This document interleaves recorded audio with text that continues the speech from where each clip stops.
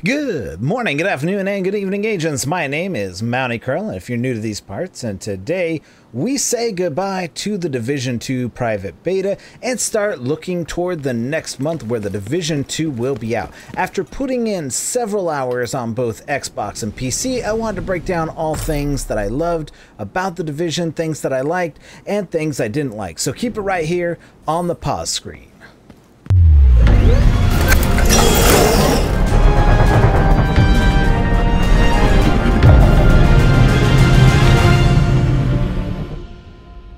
Alright agents, it is Monday and no doubt many of you are going through withdrawals from having played the private beta, and now you have a whole month to really just sit and stew over everything.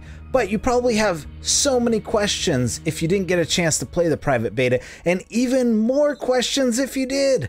While a lot of content was available, it's really hard to determine the should you buy the game or the how is the game going to pan out in the actual real world based on the beta. That is the #1 question people are asking me. Before we make that determination, we need to see more of the game to determine if this game is really what it takes to go the distance in the live environment. Now, they gave us a lot of content to play, and the game feels familiar to the Division 1 with slight tweaks to character movement and other actions that players have grown accustomed to. They know, they love it, and it's really the original. Weapons, are probably the one thing they did that made the change very awesome. The way they feel, they're tight, they made that sound.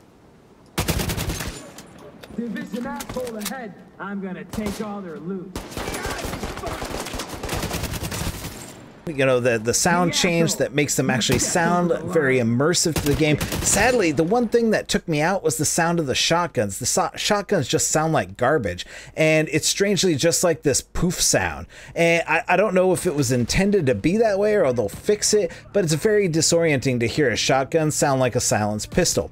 One of my favorite parts of the game was that the world that we were in felt very much alive. People had things to do, and it didn't seem like when you went into the booth, there was a guy complaining about his back needing meds every single day, every single time you walked in. There wasn't that same repetitive voiceover. Once you step onto the streets outside of that, the game really immerses you into the choice after choice when going in between missions. Do you help this group over here in the control point? Do you help these people who are at the execution and they're going to be killed? And then there's the civilian factions battling one faction of an enemy team. Which one do you go do? Because if you do one, you might not be able to do the other. The choices are really left up to the player, and that's one thing that I really liked about it. And the one thing I did not like is the payoff for helping these people. They almost never acknowledge that you exist, and at some point, they're up there cheering that they won, and they don't even notice that you came and you did all the work. It's one thing that takes you away from the immersion and makes it feel like they really didn't think about that stuff. I mean, there's really no rewards for going in and helping these people, at least none that were in the beta. The levels are kind of laid out well. I mean, I enjoyed the levels and the way they were laid out. It definitely felt like the Division, and they give the players that typical Division feel that it's a dungeon crawler, which is both good and bad, because that's what the Division was all about, was these levels. They were very linear. You couldn't do much outside of wandering around, but there was a lot of stuff to look at, pick up. There were a lot of lootables and stuff like that, so you never know what you're gonna find by just going into the corners.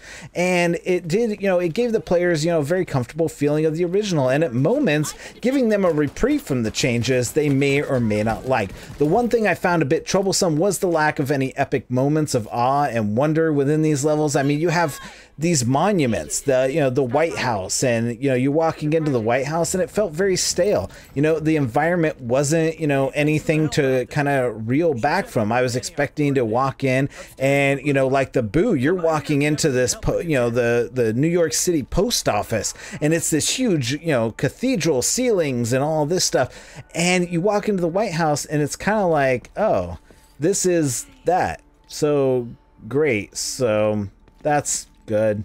Okay, so I mean, there's no real wonder of these places, and a lot of, you walk into the Washington Hotel or you walk into the Jefferson Building, there's not really any of that stuff that made the first Division so great. I mean, you could look around and see stuff, and you saw these epic moments, but here you're not really getting the sense or feel of any of the really landmarks around. And granted, there was a lot, that was locked behind closed doors that I couldn't see. You can't go to the Washington Monument and see that. You couldn't go to the Lincoln Memorial and see that. So you really had to trust that this is what was going to be, kind of revealed, and they didn't want to kind of reveal those things. But when you walked up to the White House, like, there's this huge lawn in the White House, and I looked at some of the maps that, just to see, but, in the game, you're on this linear path up to the White House. And so you don't really get to the feeling that there's this big wide open space. And that's not how I was hoping that this would feel. I was hoping that this would feel much more open worldy than the original Division. The original Division felt very open worldly, and but it was New York, and you were running through the streets. But here you kind of have like a lot of silos and a lot of like really corridor-ish, if you want to go for that. So, but that's just a very small gripe, so the enemies are one of the highlights of this. So they reacted much smarter than a lot of their Division 1 counterparts, knowing when to run away, when to call for backup. It was actually pretty cool seeing some of these advances in AI technology. I mean, sure, they weren't keen, to me sneaking around, but this was just, during the AI fight. So the one major gripe that I had about the AI, and this is true for the Division 1 as well, is that when you had no choice in the style of fighting that you have, you either fight all the enemies or you don't fight them at all. Once you shoot one enemy, the enemy AI knows exactly where you are. It takes cover against you. It starts throwing grenades at you. It automatically, there's no element of surprise here. This makes things like silence weapons and, the element of surprise kind of a joke. You simply can't use stealth ever in this game. There is no stealth mechanic in this game, and there kind of needs to be. When you sneak up on someone and you shoot someone, they're going to look at the guy like, oh, what just happened to that guy? But no, they automatically assume A, it's the Division, and B, they need to start shooting people. The few fights that I did see between the factions were actually pretty cool. So if you just hide and let them go ahead and take care of each other, you could actually see some pretty cool stuff that was going on. I mean, you would be, you weren't the target if you were attacked, one faction. But when there was multiple factions, a few fights that I did see between the multiple factions, you would be the target of all the factions. Even if they were fighting each other, they would literally stop everything that they were doing and come after you, which is not the way this game should be. However, sitting back and watching from a distance, it's really a beautifully choreographed fight taking place by these warring factions. If you saw my cinematic test for number 2 that I did yesterday, it actually is really cool to sit there and watch these guys fight.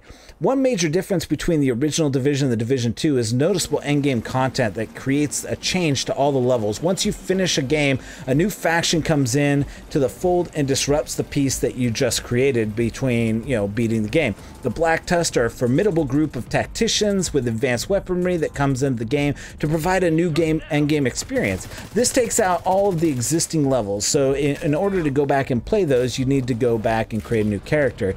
And it changes them up, allowing players to go back and replay a new version of those levels with new bosses, new enemies, new difficulties. The amazing work Massive did in the Division 2 is an excellent and welcome change of pace to the PvE area. The PvP, well, that's another issue, and if you really want to know about PvP, just look at Marco Styles' latest video.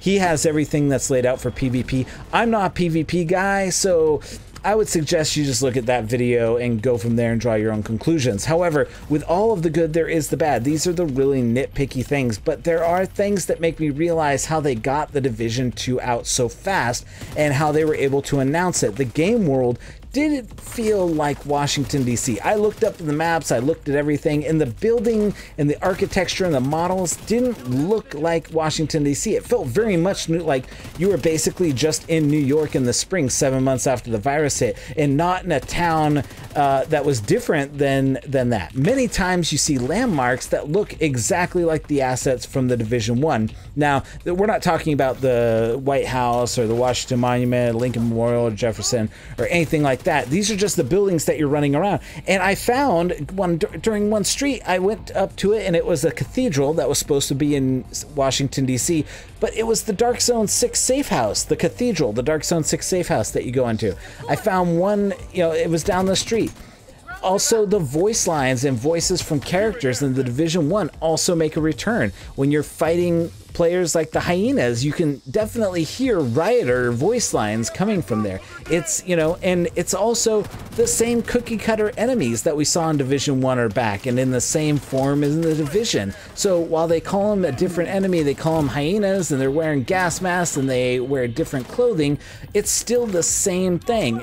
You're looking at, killing the same guy 30 times, because the one guy looks exactly the same. They're wearing a gas mask, a wife beater, and some jeans, and that's pretty much the norm for those guys. And then you have the female sniper, you have the melee people that run up, and they're exactly the same. The bosses look exactly the same. There's no differentiating factors where there's a lot of other games that actually have that stuff. Some of them even felt like they're the same models. I mean, it's pretty crazy to go ahead and just reskin a model. I mean, that's pretty easy. The True Sons apparently just have, every single one of them shave their legs, and they stand out. They hand out, a uniform bandana to put across everyone's face so they join their ranks. But even the Black Tusk continue this, and it's just a copy and paste of the models and the same enemies and large bosses as the Division 1. There's not too much differentiating from one to the other. It is what it is. So one of the coolest things I did see with an enemy is that the True Sons had this guy. I was in the underground. I'll see if I can pull up that clip right here. I was in the underground, and they had this huge dude come after me with a chainsaw wielding, and it was frightening. And if it was in a darker corner with some flashy lights or something, it would have been a terrifying moment of this guy coming after me, but it wasn't. It was, I just had to run away and get some distance because this guy came up to me and chainsawed me and almost killed me. So there you have it. So there's some definite misses there. So now, shockingly enough, the things I didn't like about the Division 2 were mostly things that I didn't like about the Division 1. And while this is not any leaps and bounds ahead of the original, it feels very much like it was built on top of an already bad code base. I mean, it was built on the Division 1. It should have been built from the ground up as a different game and a different game engine. The bugs during the beta felt really bad, and it felt like the exploits I saw during the beta are just continuations of exploits I saw in the Division 1. You're going to see a lot of Division exploits. You're going to see a lot of glitching. You're going to see a lot of that, especially like the head glitching that Marco Styles was talking about. That's still in there. There's a lot of things that they listen to the community on, except for fixing the really things that really mattered. And I don't think that those things can be fixed because they're things that are in the game.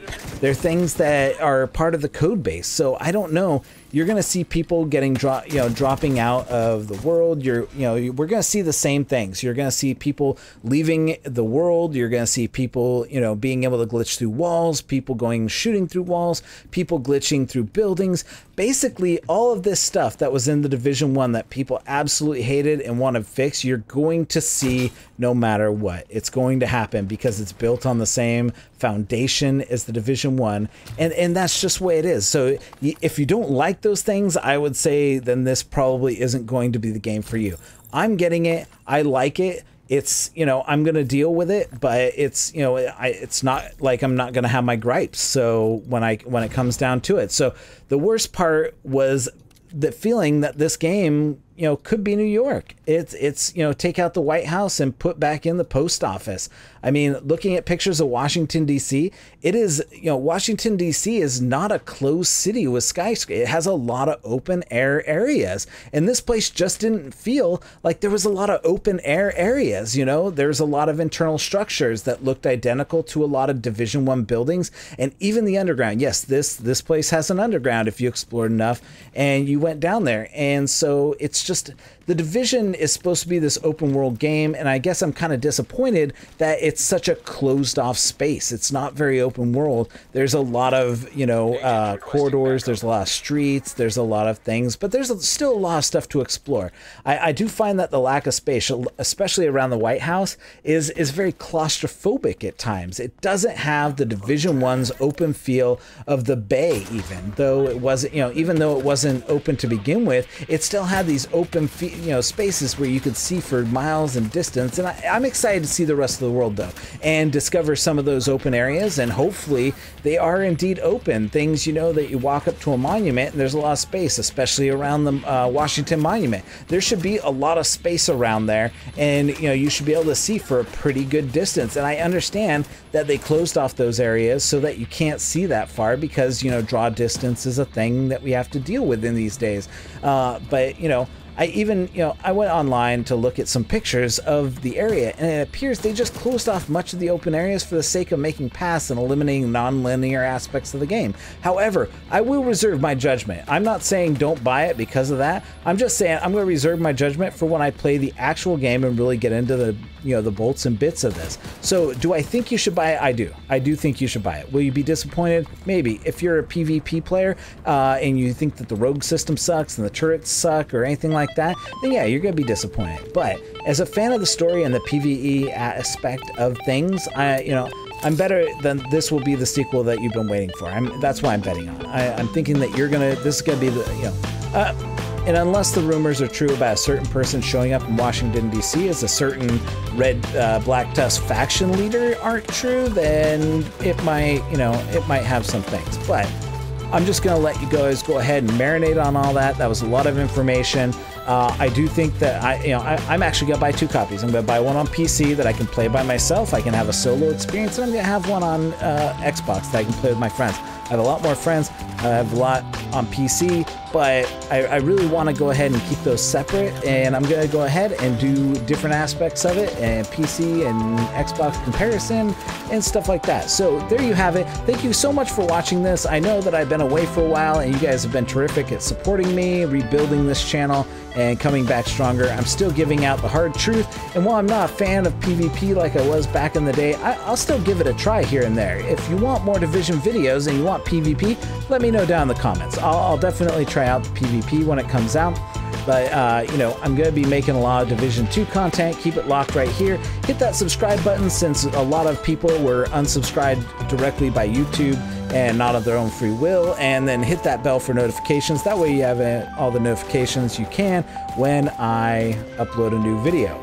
Well, we're gonna have more cinematic tests in the next month leading up to the Division launch and stuff like that. You know, we're gonna have more stuff. I have lots and lots of content that I recorded during the private beta, so there's gonna be lots of stuff. So we're gonna dial it in the next couple of weeks, and we'll see it launch on the 11th and 12th. For Pause Screen Media, I'm Mounty Carl. Unpause.